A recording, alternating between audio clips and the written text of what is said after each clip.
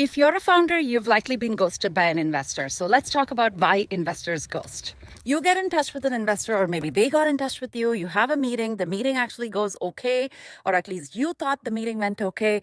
And you may even have a second meeting, but sometimes after that, investors will simply not get back to you. It happens more often than I like. In fact, based on my experience, I would say that there is a 60 to 70% chance that they will not get back to you. Why does this happen? Why do investors ghost founders? The most common reason investors ghost founders is because they've moved on and they're not interested in having further conversations with you. For example, suppose they wrote back to you telling you why they passed. Chances are that you may write back to them countering what they said and offering explanations for why they may have misunderstood something or why your market is bigger, etc., etc.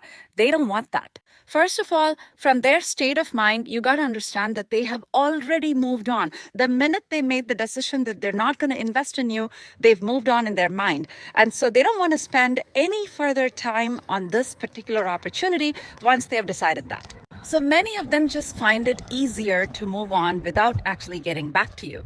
If they get back to you and you get back to them and they've now implicitly agreed to engage in a polite conversation and it just takes more bandwidth.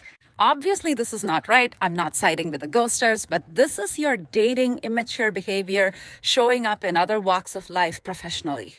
Some investors understand that ghosting is bad, but they also don't want to engage in further conversations. So they will get back to you with such a curt email that it will make you feel like dirt.